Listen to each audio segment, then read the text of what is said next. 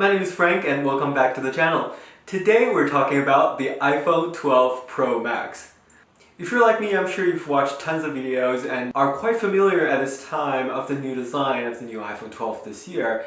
Just to give you a very quick recap, the new squared off design, I like it. It is bulkier to hold, but I really love the design aesthetics. I love the new color. The blue is definitely my favorite this year. There's also the standard year-to-year improvement of the processor, which is a lot more efficient and faster.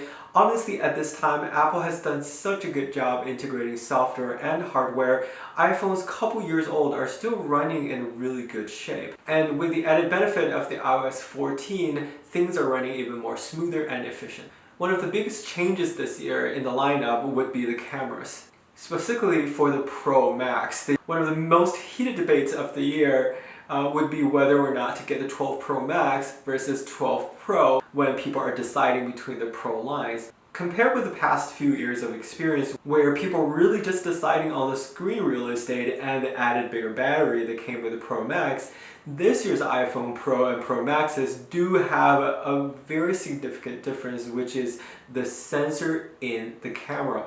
And the major differences boils down to the following 2 points. Number one, the sensor size itself is just significantly bigger, almost 50% bigger.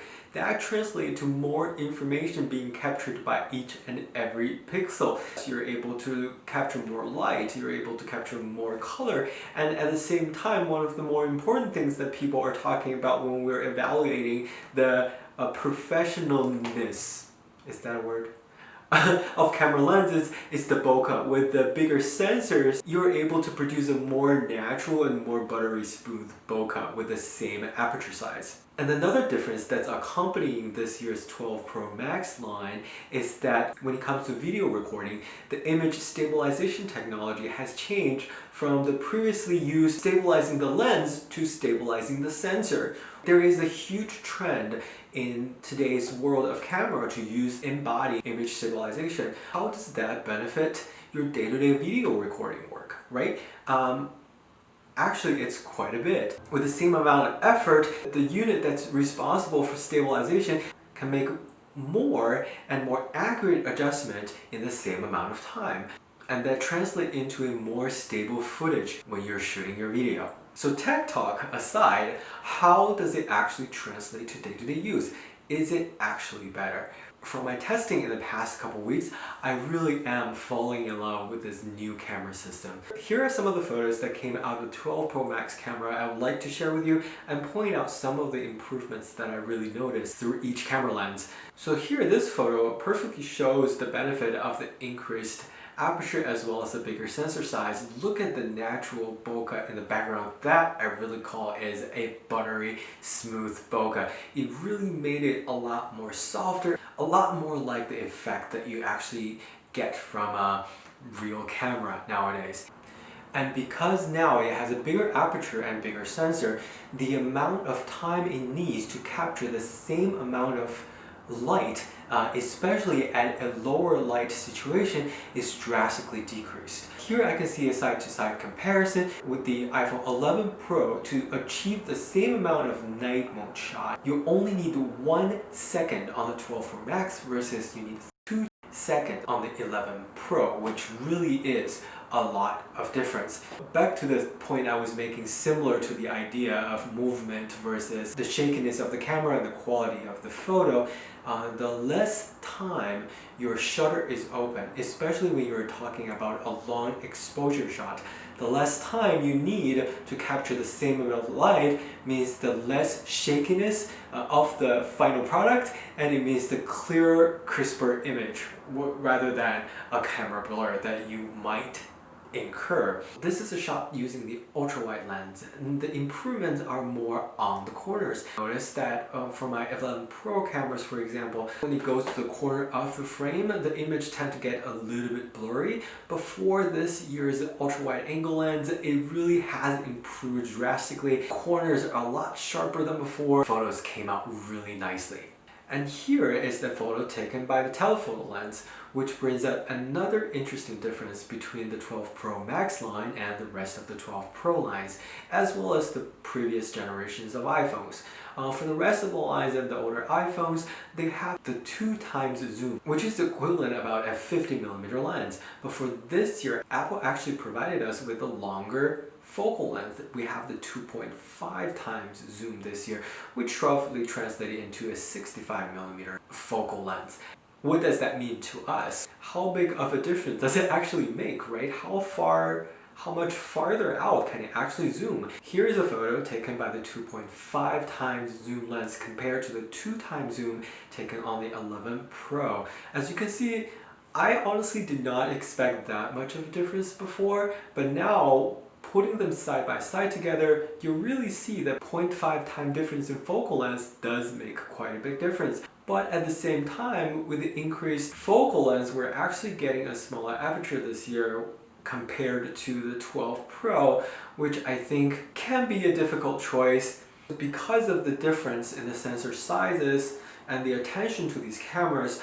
I primarily stick to the main camera, so when I opt to use the telephoto lens, I know that in those scenarios, it is either for the portrait shot, where the phone uses 2 camera informations to calculate and create that blurred background effect, or where it's a really gorgeous environment outside. I just need to shoot something that's slightly farther away, that I just needed that extra bit of reach. I would use that. And most of these times I'm okay with using the telephoto lens. It's most likely not going to be something that I can, I'm going to print out or use in a larger format, but to capture the scenes. Here are some more shots taken on the iPhone 12 Pro Max.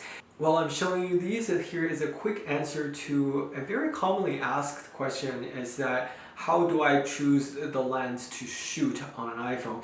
Typically, I stick with the 3 focal lens that's provided with the lens. That means most of the scenarios I stick to either the 0.5, 1 time, or the 2.5 time in this case of the iPhone 12 Pro Max, or the 2 times in the case of the other iPhones. I still think being able to use that full sensor to take full advantage of the sensor versus relying on the digitally enhanced digital zoom. If I needed a bigger picture, I'm more than happy to go back to the photo and crop it in a little bit more as needed, but the ability to utilize the full frame and the ability to preserve that sharper detail versus relying on the digital enhancement is still my preference. iPhone's computational photography capabilities has improved leaps and bounds over the past couple of years, and sometimes it just amazes me. A gadget that we use to make phone calls that we carry every day can produce such stunning results. For example, a picture like this, if I'm using a traditional camera to capture, most likely I would have to shoot RAW. I would have to shoot a few different shots at different exposure levels, and then I have to do a little bit of a work combining them in post to be able to get all of that dynamic information in one picture. But for an iPhone, you just point, it looks exactly as how it should come out, and it comes out this gorgeous picture capturing all of that information as a result of this smart HDR feature that's just built into the camera itself. And also an additional cool feature that were made even better with the inclusion of the LiDAR sensor this year is the portrait shot. Before, it uses different information captured between the different lenses to try to determine which is the foreground, which is the background, what is the subject, and then apply the blur effect. And this year, with the inclusion of the LiDAR, it now has a lot more accurate measurement of what is right in front of the phone and what is farther away at the background to be able to better focus on the subject. Not only is the focusing process a lot faster, but also it reduces a lot of the errors that you see on the edges of the previous generations of phones, which really for me is a welcoming update. And now let's talk about videos. We went over the improvements with videos when it comes to stability. Here in this clip, you can see very clearly how smooth this video is, even when I'm walking up the stairs. Compared to this video shot on previous iPhone, where you can see clearly at the edge of the frame, there is some weird wobble going on. And that really is, for me, a very smooth footage. I was very impressed. And I'm pretty sure with this year's iPhone, a lot of people are going to be able to utilize it more as their day-to-day recording device. I'm pretty comfortable using this as a vlog camera, honestly, if you don't have a dedicated camera for it. And honestly, with the inclusion of Dolby Vision HDR, I would argue this is the better solution. I know that a lot of you are worried about the compatibility of the Dolby Vision HDR issue. Let me give you a little bit of my personal perspective on it. Of course, with all new technologies, there is going to be a process for adaptation.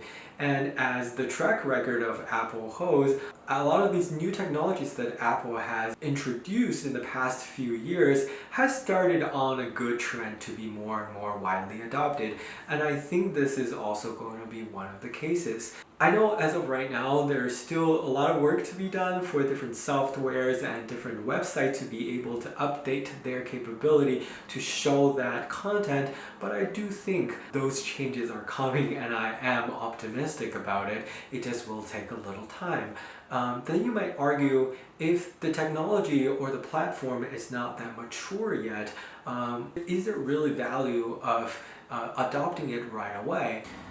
In this case, having that ability to preserve more of that information gives you a lot more flexibility and a lot more capability to adjust it to however you like without sacrificing the quality.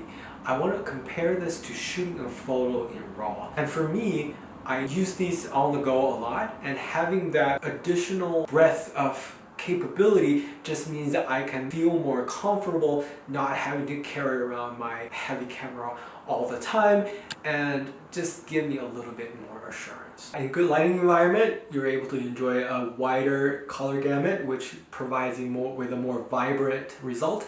And in a worse environment, you're able to provide yourself with a slightly thicker of a safety blanket to preserve more of that information to make your footage look better. For this year, the cameras really surprised me. I really think with the iPhone Pro Max, cameras have gotten more than the standard year-to-year update. I really am enjoying it. I hope this video provided you with a little bit more information of how it actually is to be used in a day-to-day life.